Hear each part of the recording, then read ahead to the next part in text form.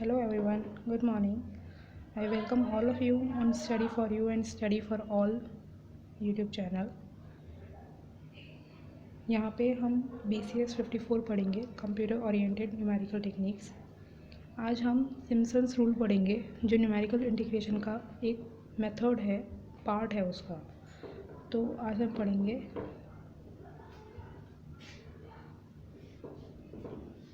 Simpson's 1/3 rule. Okay, so Simpson 1/3 rule के दो फॉर्मूले होते हैं। पहला होता है ओनली फॉर 3 पॉइंट्स। ओके, इसमें इसका फॉर्मूला क्या होता है h/3 f/0 plus f/1 plus 4 into f/0.5। ठीक। सेकेंड फार्मूला होता है for more than 3 points. For more than 3 points इसका फार्मूला होता है h/3 f/0 plus f/n plus 2 into even terms that will come between f/0 and f/n plus 4 into odd terms। Okay, अब यहाँ पे जो h use हुआ है ये क्या है और ये फॉर्मूले का एक्सप्लेनेशन मैं आपको एग्जांपल के साथ में बता दूँगी। पहला एग्जांपल लेते हैं 0 to 0.8 dx upon √1 plus x. Okay, हमें इस इंटीग्रेशन की वैल्यू निकालनी है by using Simpson's 1/3 rule up to और using 4 equal intervals. It means we have to divide this values into 4 equal intervals. 4 equal intervals means 5 points, because suppose this is a line, this is the first, this is last, we have to divide this line into 4 equal intervals. So the 4 equal intervals are, this is 1 2 1 interval, 2 interval, 3 interval and 4 interval. So the points are 1 2 3 4 5. The 4 equal intervals means 5 points. Okay, अब हम यहाँ पे h की value निकालेंगे। सबसे पहले हमें देखना पड़ेगा कि हमें 4 इक्वल इंटरवल्स करने हैं तो इक्वल होने चाहिए उनका बीच का गैप, तो वो गैप निकालना है। तो h होता है वो गैप। इसका फॉर्मूला होता है b - a upon n। b होती है हमारी अपर लिमिट,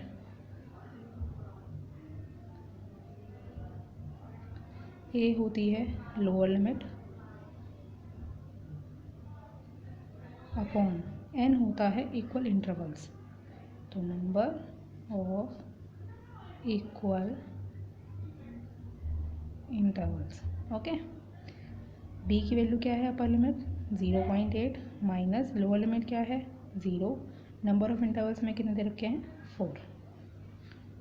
तो 0.8 अपॉन 4 से काटिए इसे तो 4 2 जा 8, 0.2 आ गया। तो ये हमारा गैप आया है कि हमें कितने का गैप लेना है इनके बीच में। अब हम इनको डिवाइड करेंगे 4 इक्वल इंटरवल्स में। ओके, इसके लिए हम एक लाइन ड्रॉ करते हैं। यहाँ पे हमने लिखा लोअर लिमिट, यहाँ पे अपर लिमिट। इसको 4 इक्वल इंटरवल्स में डिवाइड करना है तो 1 2 3 4। अब 0 में h प्लस कर दीजिए तो 0 प्लस ये हो गया 0.2, 0.2 प्लस 0.2 0.4, 0.4 प्लस 0.2 0.6। इनकी जो हम वैल्यू रखेंगे वो x0 से स्टार्ट करेंगे। x0 plus x1 x2 x3 and x4। Okay, अब हम क्या करेंगे, अब हमें ये वैल्यू से इसको निकालना है। हमारे पास हमें ये दे रखा है इंटीग्रेशन, ये क्या है, ये हमारा f(x) है लेट कर लिया, एफ एक्स हमारा है 1/√1 + x। ठीक, अब हम क्या करेंगे, हम इसमें साइंटिफिक कैलकुलेटर का यूज़ करेंगे। ठीक है, तो क्या करेंगे इसमें, अब हम f@0 मतलब f(x0) की वैल्यू निकालेंगे। पहले x0 की वैल्यू क्या है, 0 है, ये नहीं, इसको रखेंगे x की जगह पे, ये हमारा fx है, x की जगह पे रखेंगे 1/√1 + 0 यानी 1/√1। √1 की वैल्यू क्या होती है, 1 ही होती है, तो 1/1 यानी 1 हो गई इसकी वैल्यू। ठीक है, अब निकालते हैं f(x1) यानी f(0.2), क्योंकि x1 की वैल्यू क्या है, 0.2 है, तो 1/√1 + 0.2। ओके, तो 1/√1 + 1.2। अब कैलकुलेटर में हम ऑन करा इसे, 1.2 की वैल्यू निकालनी है हमें, तो हमने लिखा √1.2। ओके, कितनी आई, 1/1.095 अप्रॉक्स कर दिया हमने 3 डिजिट तक, तो 1/1.095। ओके, क्या है इसकी वैल्यू, 0.91324, ये लिख लिया हमने, 3 तक भी चलता, कोई प्रॉब्लम नहीं थी। अब f(x2) की वैल्यू निकालेंगे ऐसे ही, तो f(x2) का मतलब f.04 यानी 1/√1 + 0.4। तो इसको हम सॉल्व करेंगे तो इसकी वैल्यू आएगी 0.84515। इसी तरीके से सॉल्व करेंगे जैसे हमने पहले वैल्यू ये सॉल्व करी थी। अब नेक्स्ट निकालते हैं, नेक्स्ट क्या थी, f(x3) यानी f(x3) में क्या है, x3 में हमें पता थी 0.6, तो f(0.6) 1/√1 + 0.6, इसको सॉल्व करेंगे तो इसकी वैल्यू आएगी 0.79057। फिर f(x4) की वैल्यू f(0.8) 1/√1 + 0.8, इसको सॉल्व करेंगे तो आएगी वैल्यू 0.74536। अब गाइस मैंने आपको 2 फॉर्मूले बताए थे for 3 points and for more than 3 points. यहाँ हमारे पास 5 पॉइंट्स हैं, 1 2 3 4 5, तो हम ये वाला फॉर्मूला लगाएंगे। तो मैं इस फॉर्मूले को लिख लेती हूँ। अब मैंने इसमें आपको एक चीज़ और बताई थी कि इवन टर्म्स के लिए हम 2 से मल्टीप्लाई करेंगे और ऑड टर्म्स के लिए 4 से मल्टीप्लाई करेंगे। तो उसको कैसे करेंगे देखिए, सबसे पहले हमने लिखा इंटीग्रेशन 0 से 0.8 था, dx/√1 + x था, फॉर्मूला क्या है h/3। अब सबसे पहले हमने क्या करना है, y क्या बोला था हमसे, f(0) यानी f(x0), सबसे पहली वैल्यू तो 0 की हमारी यही है ना। अब प्लस आएगा f(n) मतलब f(x4), तो ये लिखते हैं प्लस f(x4), अब plus 2 × even terms. Even terms कौन कौन सी हैं, x2 ही बची, इनको तो हमने छोड़ दिया, ये तो हमने काउंट कर लिया, ये भी काउंट कर लिया, ये भी काउंट कर लिया। अब बची ये 3 टर्म्स, इन टर्म्स में इवन टर्म है केवल ये x2, तो इसको लिखेंगे f(x2) प्लस 4 × बची कौन सी टर्म्स हैं, ये 2, ये भी काउंट हो गई, तो f(x1) एंड f(x3), तो लिखेंगे f(x1) plus f(x3). Okay, h की वैल्यू हमने क्या निकाली थी, h की वैल्यू हमने निकाली थी 0.2। ओके, तो लिखते हैं 0.2/3।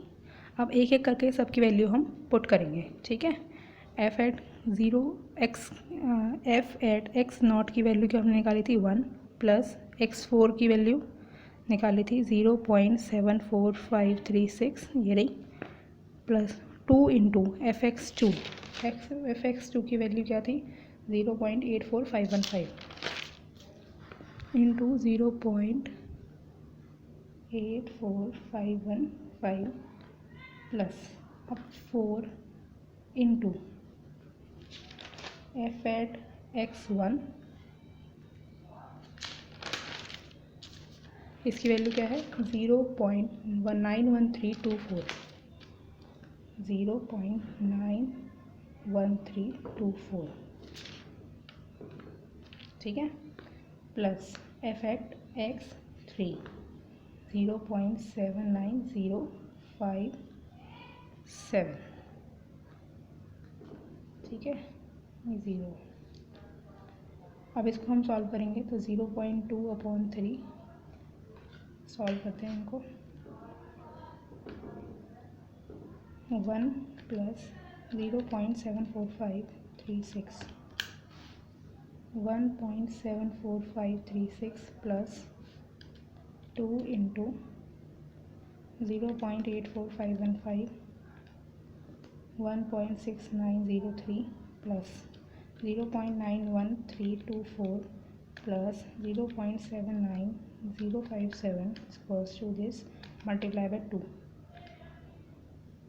सॉरी मल्टीप्लाई बाय 2 नहीं करना था, मल्टीप्लाई बाय 4 करना था, तो 2 से मैं दोबारा मल्टीप्लाई कर देती हूँ तो आया 6.81524 ओके।